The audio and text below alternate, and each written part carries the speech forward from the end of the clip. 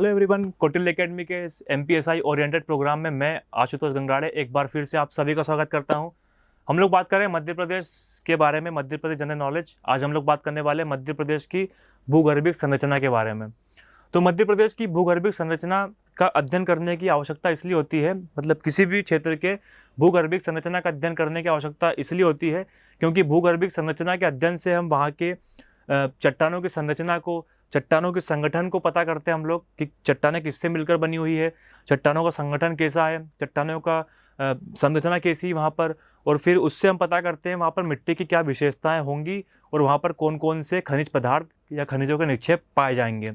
भूगर्भिक संरचना का अध्ययन इसलिए आवश्यक है। ठीक है, अगर बात करें मध्य प्रदेश के संदर्भ में, तो मध्य प्रदेश की भूगर्भिक संरचना के अंतर्गत कौन कौन सी चट्टानें आती हैं, तो उसमें आर्कियन समूह की चट्टानें भी आती हैं।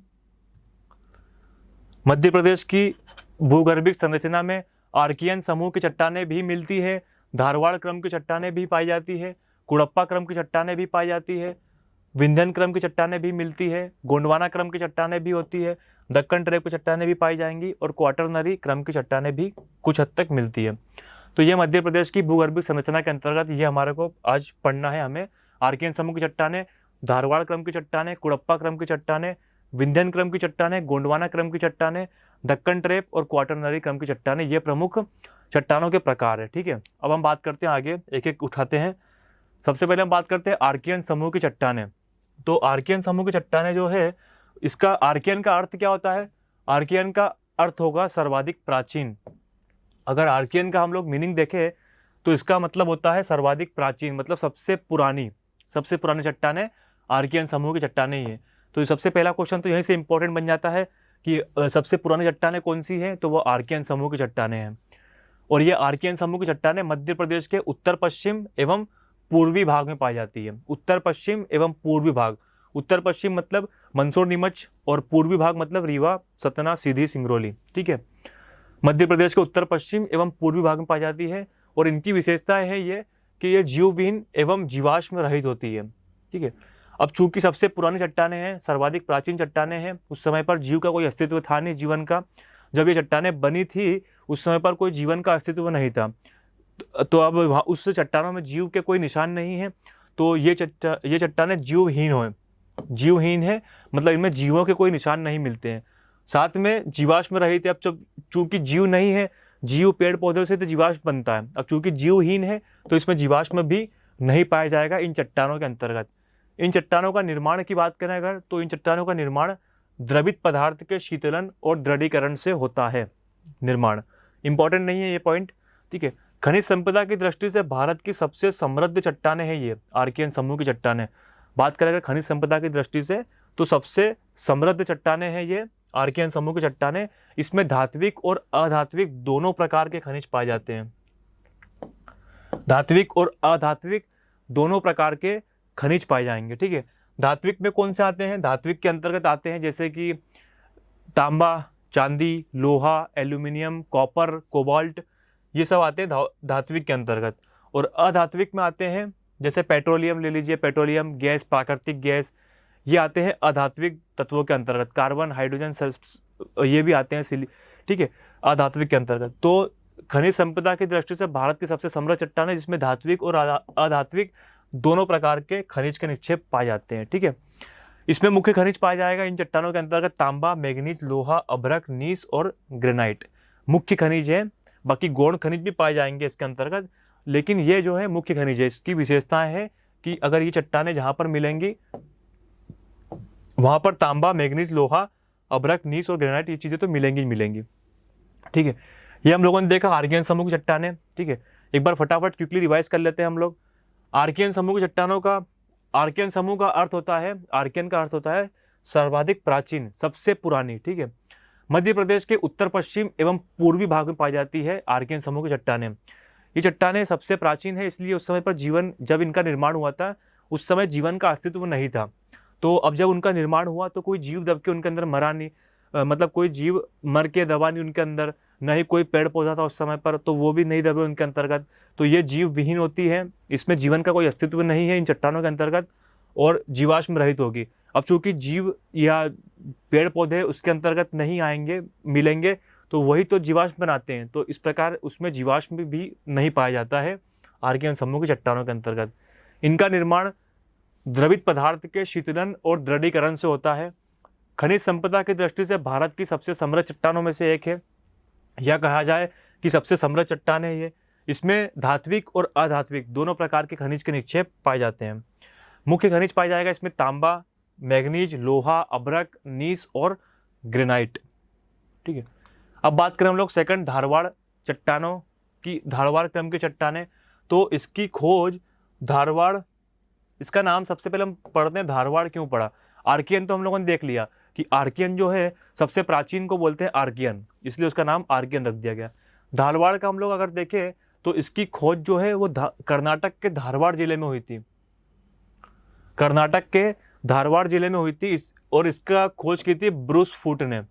इसीलिए इनका नामकरण इस जिले के नाम पर धारवाड़ क्रम की चट्टानें ही कर दिया गया। ठीक है, ये भी जीवाश्म रहित होती है, काफ़ी पुरानी चट्टानें हैं, ये भी जीवाश्म रहित होंगी और इनका निर्माण आर्कियन नीस और शिष्ट सेलों के अवसादों के निक्षेप से होता है। जो हम लोगों ने पढ़ा अभी आर्कियन चट्टानों के, तो आर्कियन चट्टानों के अवसादों से इनका निर्माण होगा धारवाड़ क्रम की चट्टानों का, इसीलिए ये भी जीवाश्म रहित होती है। अब चूंकि आर्कियन समूह की चट्टानें जीवाश्म रहित होगी तो ये भी जीवाश्म रहित होंगी। इसमें पाए जाने वाले मुख्य खनिज की बात करें अगर, तो मुख्य खनिज पाए जाएंगे इसमें स्लेट, शिस्ट, नीस, कोबाल्ट, क्रोमियम, मैग्नीज और अभ्रक। ये इसके अंतर्गत पाए जाने वाले मुख्य खनिज पदार्थ है। ठीक है, इन चट्टानों का विस्तार 3 समूह में पाया जाता है। पहला समूह है चिल्पी क्रम, दूसरा समूह है सकोली क्रम और तीसरा समूह है सोसर क्रम। चिल्पी क्रम की चट्टानें पाई जाएंगी बालाघाट छिंदवाड़ा तरफ, सकोली क्रम की चट्टानें पाई जाएंगी जबलपुर और सोसर क्रम की चट्टानें मिलेंगी छिंदवाड़ा में। ठीक है, मतलब चिल्पी क्रम की चट्टानें भी छिंदवाड़ा में मिलती है और सोसर क्रम की चट्टानें भी छिंदवाड़ा में मिलती है। ठीक है, बाकी इनकी कोई विशेषता इतनी ज़्यादा इंपॉर्टेंट नहीं है, इतनी ज़्यादा आवश्यक नहीं पढ़ना उनका। ठीक है, एक बार फटाफट हम रिवाइज कर लेते हैं धारवाड़ क्रम की चट्टानों का।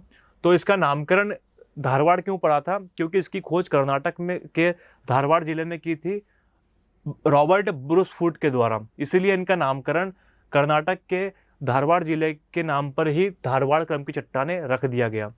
ये भी जीवाश्म रहित होती है क्योंकि इनका निर्माण जो है वो आर्कियन नीस चट्टानों के अवसादों के निक्षेप से होता है। मुख्य खनिज पाए जाएंगे इसमें स्लेट, शिस्ट, कोबाल्ट, अभ्रक, क्रोमियम, मैग्नीज, नीस वगैरह। इन चट्टानों का विस्तार 3 समूह में पाया जाता है। पहला चिल्पी क्रम जो कि बालाघाट छिंदवाड़ा में मिलेगा, सकोली क्रम जो कि जबलपुर में मिलता है और सोसर क्रम जो कि छिंदवाड़ा में मिलता है। इंपॉर्टेंट है, पूछ सकते हैं चिल्पी क्रम की चट्टानें किन जिलों में पाई जाती है, बालाघाट, छिंदवाड़ा ऑप्शन में देंगे आपको। सकोली क्रम की चट्टानें जबलपुर, या फिर इस टाइप से पूछ सकते हैं सकोली उपक्रम चट्टानें जो है वो किसकी चट्टानें हैं, किसका उपक्रम है वो, तो वो धारवाड़ चट्टानों का उपक्रम है। ठीक है, ये क्वेश्चन भी आ सकता है कि सकोली उपक्रम जो है वो किसका उपक्रम है, धारवाड़ चट्टानों का है। ऑप्शन दे देंगे धारवाड़, आर्कियन, दक्कन या गोंडवाना। तो राइट आंसर इज धारवाड़ क्रम की चट्टानें। अब बात करें हम लोग तीसरा कुड़प्पा क्रम की चट्टानें। ठीक है, कुड़प्पा क्रम की चट्टानों की बात करते हैं अगर हम लोग, तो ये प्राचीन अवसादी चट्टानें हैं।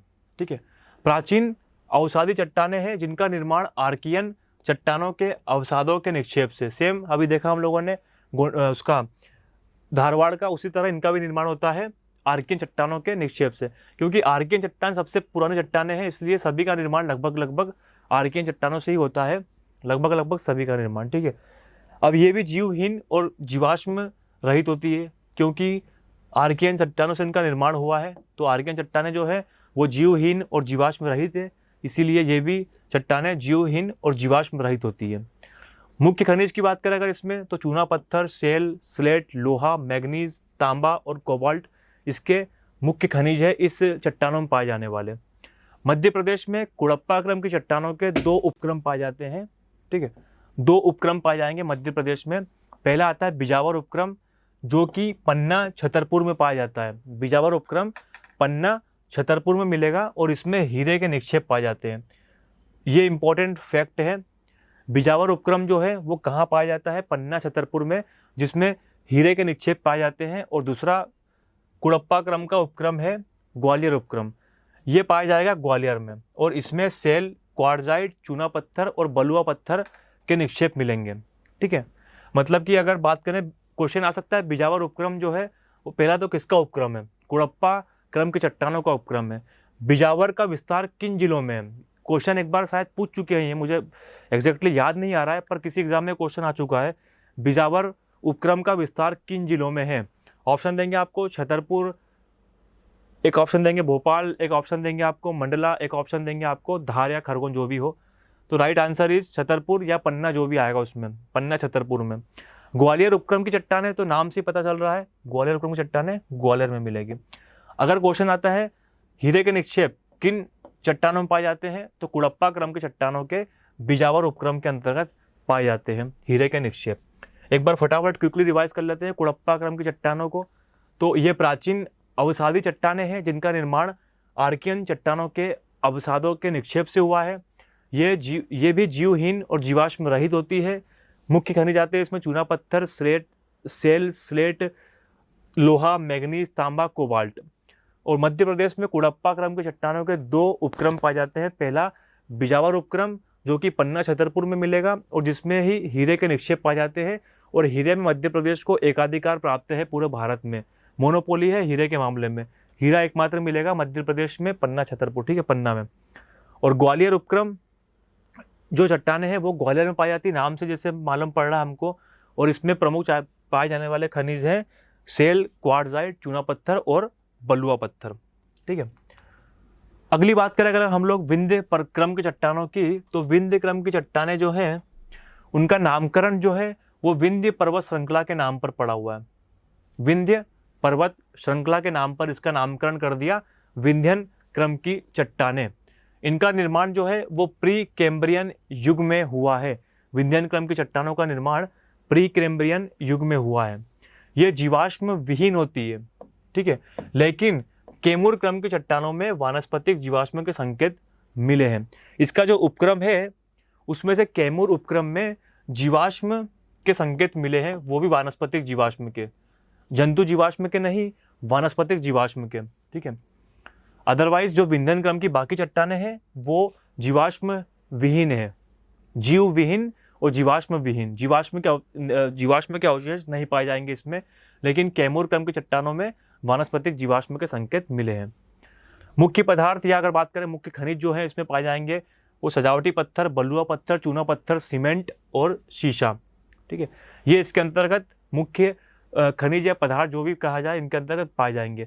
जो एक भवन निर्माण के लिए उपयोगी चीज़ें होती हैं वो यहीं पर पाई जाती हैं। सजावटी पत्थर, बलुआ पत्थर, सीमेंट, चूना पत्थर, शीशा, ठीक है, ये सब यहाँ पर मिलेगा।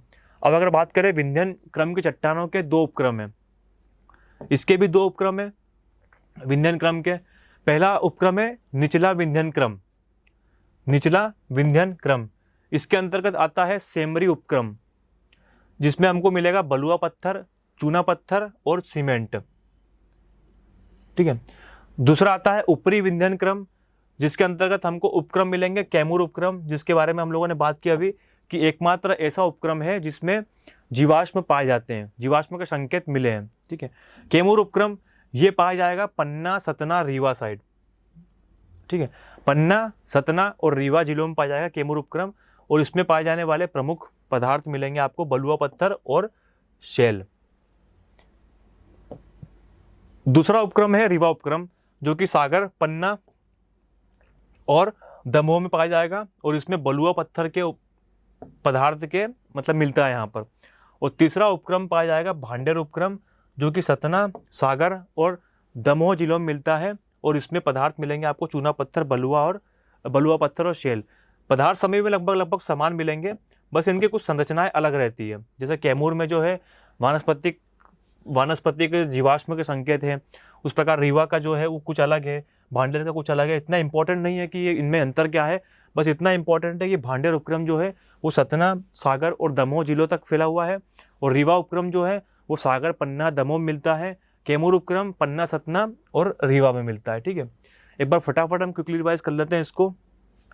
विंध्यन क्रम की चट्टानें, तो इसका नामकरण जो है वो विंध्य पर्वत श्रृंखला के नाम पर विंध्यन क्रम की चट्टानें रखा गया है। इनका निर्माण प्री कैम्ब्रियम युग में हुआ है। ये जीवाश्म विहीन होती है, लेकिन कैमूर उपक्रम की चट्टानों में वानस्पतिक जीवाश्म के संकेत मिले हैं। मुख्य पदार्थ इसमें सजावटी पत्थर, बलुआ पत्थर, चूना पत्थर और सीमेंट, शीशा। ठीक है। विंध्यन क्रम की चट्टानों के दो उपक्रम है, पहला निचला विंध्यन क्रम और दूसरा ऊपरी विंध्यन क्रम। निचला विंध्यन क्रम में आता है सेमरी उपक्रम, जिसमें बलुआ पत्थर, चूना पत्थर और सीमेंट पाया जाएगा। जबकि ऊपरी विंध्यन क्रम के 3 उपक्रम है। कैमूर उपक्रम जो कि पन्ना, सतना और रीवा जिलों तक फैला हुआ है, जिसका विस्तार है, जिसमें बलुआ पत्थर और शैल मिलता है। रीवा उपक्रम जो कि सागर, पन्ना और दमोह तक इसका विस्तार है और इसमें बलुआ पत्थर मिलेगा आपको। और भांडेर उपक्रम जिसका सतना, सागर और दमोह जिलों तक विस्तार है और इसमें मिलेगा बलुआ पत्थर और शैल। ये हो गया हमारा विंध्यन क्रम की चट्टानें। आगे बात करते हैं हम लोग गोंडवाना क्रम की चट्टानों के बारे में। तो गोंडवाना क्रम की चट्टानें जो हैं उनकी जो खोज हुई थी, इन चट्टानों का अध्ययन सर्वप्रथम मध्य प्रदेश के प्राचीन गोंड राज्य के अंतर्गत किया गया था। मध्य प्रदेश में गोंड राज्य था, रानी दुर्गावती जिनकी राजकुमारी थी, चंदेल राजकुमारी, उसके बारे में पढ़ेंगे हम लोग आगे के लेक्चर्स में। तो गोंड राज्य जो है वो, इसमें मध्य प्रदेश के गोंड राज्य में इन चट्टानों का सर्वप्रथम अध्ययन किया गया था, इसीलिए इसका नाम रख दिया गया गोंडवाना। और मध्य प्रदेश, ये क्वेश्चन बहुत ज़्यादा इंपॉर्टेंट है कि मध्य प्रदेश किस भू आकृति का हिस्सा है, तो वो है गोंडवाना क्रम का। ठीक है, गोंडवाना लैंड का हिस्सा है मध्य प्रदेश। इंपॉर्टेंट क्वेश्चन है ये। ठीक है। इसका निर्माण जो है मध्य कार्बोनिफेरस काल से लेकर जुरासिक काल के बीच हुआ है, काफ़ी पुरानी है। मध्य कार्बोनिफेरस काल से लेकर जुरासिक काल, डायनासोर के काल तक का इसका समय है बनने का, निर्माण का। ये होती है जीवाश्म युक्त। ये चट्टानें जीवाश्म युक्त होती है, इसमें जीवाश्म पाया जाएगा क्योंकि जीवन की उत्पत्ति हो चुकी थी। ठीक है। अब जो जीव मरेंगे वो इन चट्टानों के नीचे निर्माण हो रहा है, दबते जाएंगे और जीवाश्म बनता जाएगा। ठीक है। तो ये चट्टानें जो है वो जीवाश्म युक्त होती है, इनमें जीवाश्म पाया जाएगा गोंडवाना क्रम की चट्टानों में। इंपॉर्टेंट क्वेश्चन है ये भी। और मुख्य पदार्थ इसमें आता है कोयला। ठीक है, सबसे मुख्य पदार्थ है इसमें कोयला, गोंडवाना क्रम की चट्टानों के अंतर्गत। गोंडवाना क्रम की चट्टानों के 2 उपक्रम होते हैं, इसके भी 2 उपक्रम होंगे, निचला गोंडवाना क्रम या तालचेर उपक्रम। निचला गोंडवाना क्रम या तालचेर उपक्रम, और दूसरा होता है ऊपरी गोंडवाना क्रम या महादेव उपक्रम। निचला गोंडवाना क्रम या तालचेर उपक्रम और ऊपरी गोंडवाना क्रम या महादेव उपक्रम। निचला गोंडवाना क्रम या तालचेर उपक्रम कहाँ मिलेगा? ये इसका विस्तार पाया जाता है सिंगरौली, शहडोल और सीधी जिलों में। इन जिलों में इसका विस्तार पाया जाएगा। मतलब अगर देखा जाए तो मध्य प्रदेश के उत्तर पूर्वी जिलों में इसका विस्तार पाया जाता है। और ऊपरी गोंडवाना क्रम या महादेव उपक्रम छिंदवाड़ा, नरसिंहपुर और सिवनी। अगर देखा जाए तो मध्य प्रदेश के दक्षिणी भाग में दक्षिण पूर्वी भाग में इस वाले क्रम का विस्तार पाया जाता है। ठीक है, ये इंपॉर्टेंट है, दोनों इंपॉर्टेंट है कि पूछ सकते हैं महादेव उपक्रम का विस्तार कौन कौन से जिलों में है या इनमें से किस जिले में नहीं है। तो ऑप्शन में आपको दे दिया जाएगा छिंदवाड़ा, नरसिंहपुर, सिवनी और एक और दे देंगे कुछ भी ऑप्शन, सिंगरौली दे देंगे। तो सिंगरौली नहीं है यहाँ पर, ये 3 है, बाकी नहीं है। ठीक है, तो इस टाइप से क्वेश्चन बनते हैं। एक बार फटाफट हम लोग और इसका क्विकली रिवाइज कर लेते हैं गोंडवाना क्रम की चट्टानों का।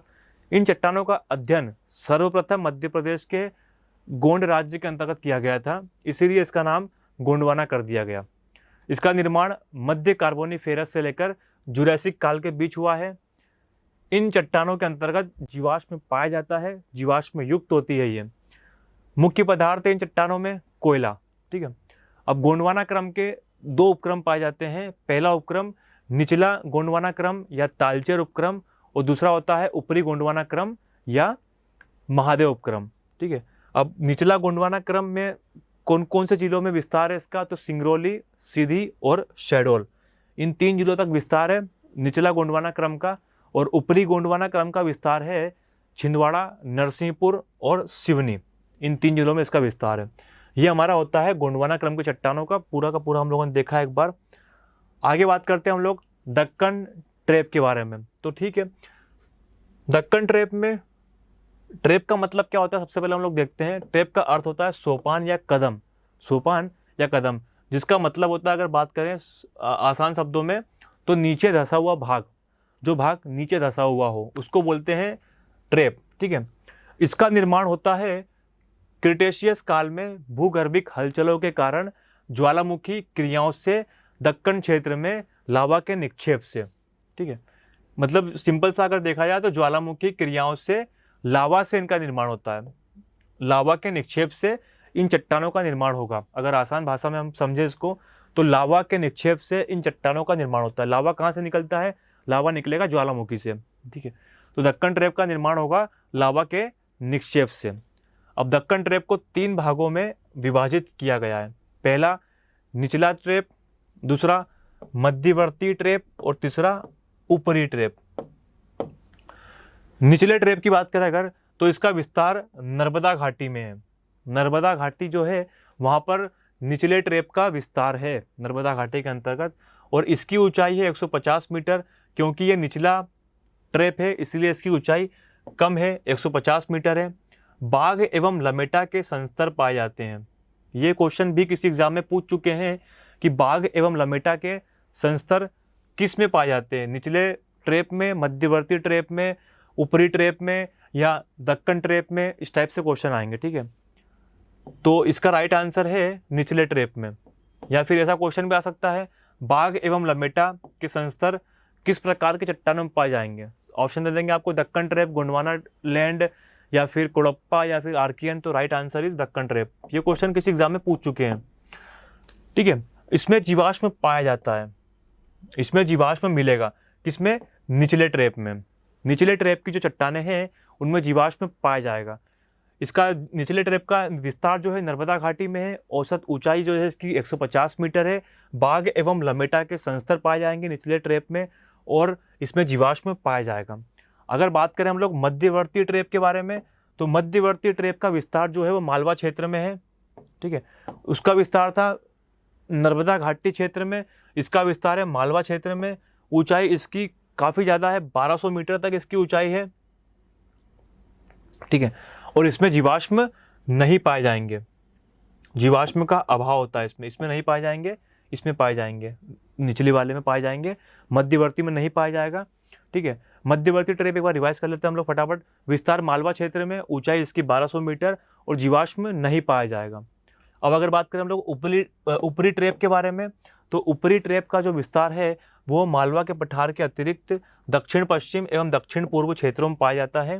ठीक है, ऊपरी ट्रैप का विस्तार मालवा के पठार में तो इसका विस्तार होगा ही, उसके अतिरिक्त दक्षिण पश्चिम और दक्षिण पूर्व क्षेत्रों में भी मिलेगा। दक्षिण पश्चिम मतलब कि अगर देखा जाए तो अलीराजपुर, धार, झाबुआ, बड़वानी इधर वाले क्षेत्रों में, और दक्षिण पूर्व देखा जाए बालाघाट, छिंदवाड़ा, इस साइड भी इनका विस्तार मिलेगा और इसमें भी जीवाश्म पाया जाएगा। मतलब निचले ट्रैप में और ऊपरी ट्रैप में जीवाश्म पाया जाता है, मध्यवर्ती में जीवाश्म नहीं पाया जाएगा। ठीक है, एक बार फटाफट हम इसको क्विकली रिवाइज कर लेते हैं।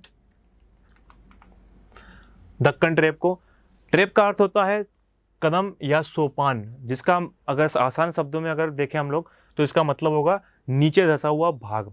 इसका जो निर्माण होता है वो ज्वालामुखी के लावा के निक्षेप से इसका निर्माण होता है। मतलब क्रिटेशियस काल में भूगर्भिक हलचलों के कारण ज्वालामुखी क्रियाओं से दक्कन क्षेत्र में लावा के निक्षेप से दक्कन ट्रैप का निर्माण होता है, दक्कन चट्टानों का निर्माण होता है। दक्कन क्षेत्र को 3 भागों में विभाजित किया गया है। पहला निचला ट्रैप, जिसका विस्तार नर्मदा घाटी तक है, इसकी ऊंचाई 150 मीटर है। बाघ एवं लमेटा के संस्करण पाए जाते हैं और इसमें जीवाश्म पाया जाता है। बात करें अगर मध्यवर्ती ट्रैप के बारे में, तो इसका विस्तार मालवा क्षेत्र में है, ऊंचाई 1200 मीटर तक है इसकी और जीवाश्म नहीं पाया जाएगा। लेकिन बात करें अगर ऊपरी ट्रैप के बारे में, तो इसका विस्तार मालवा क्षेत्र से लेकर दक्षिण पश्चिम और दक्षिण पूर्वी भाग में भी है और इसमें जीवाश्म पाया जाता है। जीवाश्म केवल एक में नहीं मिलेगा, मध्यवर्ती ट्रैप में, बाकी दोनों में मिलेगा, ऊपरी में मिलेगा और निचले दोनों में मिलेगा। ठीक है, आगे बात करते हैं हम लोग क्वाटरनरी क्रम की चट्टानें। तो क्वाटरनरी क्रम की चट्टानों को नवीन जलोढ़ भी कहते हैं। क्वाटरनरी क्रम की चट्टानों को नवीन जलोढ़ भी कहते हैं। इसका निर्माण प्लीस्टोसीन तथा होलोसीन काल में नदियों द्वारा बहाकर लाए गए अवसादों के निक्षेप से होता है। ठीक है, जैसे कि हम लोग देखते हैं जलोढ़ मिट्टी का निर्माण होता है, तो वो उसी प्रकार की है, ठीक है। जलोढ़ मिट्टी का निर्माण कैसे होता है? नदियों के द्वारा बहाकर लाए गए निक्षेपों से, ठीक है। उसी प्रकार क्वाटरनरी क्रम की चट्टानों का निर्माण भी प्लीस्टोसीन तथा होलोसीन काल में नदियों के द्वारा बहाकर लाए गए अवसादों के निक्षेप मतलब होता है जमा होना, निक्षेप मतलब होता है जमा होना, तो उन अवसादों के निक्षेप से होगा, इसीलिए इसको नवीन जलोढ़ भी कहते हैं, नवीन जलोढ़। मध्य प्रदेश में इसका विस्तार अगर देखें तो नदियों के किनारे पाया जाएगा। बड़ी बड़ी नदियां जैसे ताप्ती, नर्मदा, चंबल, जो अपने साथ काफ़ी सारा अवसाद लेकर चलती है, तो इन घाटियों के क्षेत्रों में इसका विस्तार पाया जाता है क्वाटरनरी क्रम की चट्टानों का, ठीक है। ज़्यादा इसमें पढ़ने का है नहीं।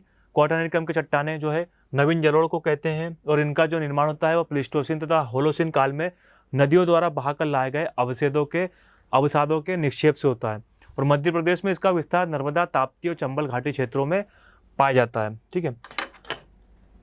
ये हमारा कंप्लीट होता है मध्य प्रदेश की भूगर्भिक संरचना, जिसके अंतर्गत हमने सबसे पहले आर्कियन समूह की चट्टानों के बारे में पढ़ा, उसके बाद धारवाड़ क्रम की चट्टानें पढ़ी, उसके बाद कुड़प्पा क्रम की चट्टानें पढ़ी, फिर विंध्यन क्रम की चट्टानों के बारे में जाना हम लोगों ने, गोंडवाना क्रम की चट्टानों के बारे में जाना और दक्कन ट्रैप के बारे में जाना और क्वाटरनरी क्रम की चट्टानों के बारे में पढ़ा।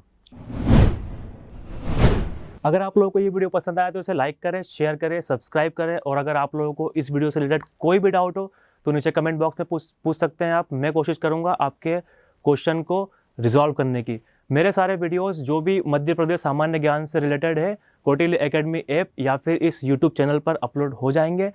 अगर आप लोग हमसे जुड़ना चाहते हैं तो इस यूट्यूब चैनल को सब्सक्राइब करें, और अगर आप लोग नेक्स्ट नोटिफिकेशन के अपडेट पाना चाहते हैं तो प्रेस करें bell icon. Thanks for watching and God bless you all.